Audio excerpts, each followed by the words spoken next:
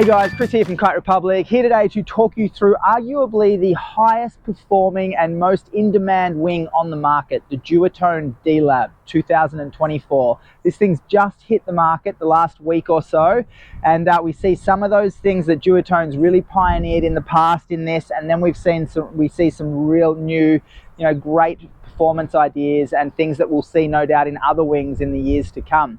So when we look at it, we see that panel layout, lots of small panels, really getting that shaping in exactly how they want it and having it hold. We can see the windows, you can see across here. So they've spread the windows, so there's a bit more area, unlike the original ones where you just have this one chunk. They've now moved it through into some good areas. When we look at this, you cannot see it from here. However, on the screen now, you should be seeing a grab of the new material. So Duotone for the last few years has been working on a wing-specific canopy material. They were using the Penta TX, they were using their previous kite materials like all the brands have been doing, because that's where most of these brands have come from, which have worked really well and still have a place there for sure. However, Duotone have introduced the Mod 3 material this year, so a wing-specific material aimed at having less stretch, so losing less through those power drives, getting more out of every movement there, and holding more power in them as well. So you'll see the Mod 3 material not only running through the D-Lab version, but also the regular unit as well. Obviously the unit D-Lab is their Alula based frame, so they've gone to the lightest, strongest material on the market at the moment, which is that Alula material.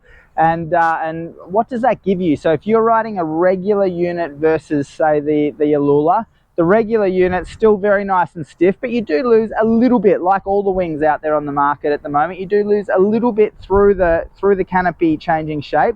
The Alula is the absolute minimum for now in terms of what a wing can give you. So for me, it feels like taking off, I can definitely use smaller size wings because I'm getting off the water easier, and then when I'm up, I've got a lot less hindrance in the surf and a lot less going on behind me as well. So but to me, it feels like it's a very stiff, almost trampoline effect, where you go to pump, it's super stiff, but you just get this twang of power that really helps you with that. Definitely worth a play if you haven't used it. Obviously, it brings the weight down significantly. So in terms of swing weight, when you're out on surf mode and that wing's sort of bouncing around a little bit, then it brings that weight right down. So it gives you the best possible ride and the least hindrance from what's going on here.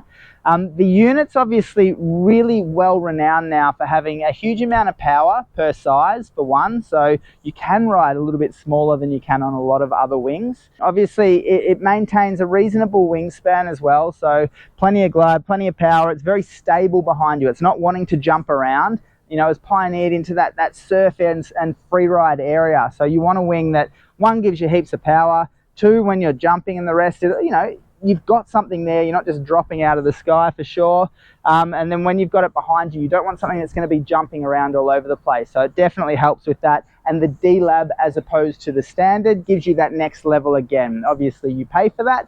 However, there is quite a jump in and quite a difference in performance when you do go to that Alula in the unit and go towards the D-Lab. One of my favorite changes for this season is the layout and the setup of the handles. So you can see, for one, they're not actually dead straight or anything like that anymore. So they're a bit more evenly balanced and you don't get as much forearm pump. But the big one for me, as you're whipping off a wave or when you're not quite balanced, these handles on every single brand on the market, unless you went to a boom design like the Slick, whoa, about to take off. These handles always had a spot in the middle here where you'd want to be grabbing it because that was the balance point. However, there was nothing there to grab, so you'd either have to rig something up, whoa, or go without. So this one here, as you can see, the balance point for power, they've extended that front handle significantly, and they're actually not the same size handles, as you can see there. You're going to be able to whip off a wave. You've got a one-handed position. It's actually a handle now, as opposed to having to come right out off the back of the front one which unfortunately didn't let you hold power while you wanted it there, and was basically just in not quite as significant a flagging position, but flagging. So awesome work there, and they've obviously done a lot of research in terms of working that out, because everyone I know that's actually had a play on this thing so far has thought it was in the right spot. So really well done there. Another thing, they've gone a little bit narrower, so the diameter of the leading edge has been brought down, and because of the new material, it's much stronger in terms of where the draft is. It's not going to be moving around so much. You know, those gusts aren't going to be blowing it out or doing that, which they do on all wings at the moment, just about. It's really working to keep that in a solid area there. Like even that draft area, which you can see there when I push into it, that wide point, it just wants to be right back into shape, and I'm really giving that a good bit of a push there as well. Surf handle nice and wide. There's a big neoprene patch behind there, so you're not going to be wearing your knuckles out.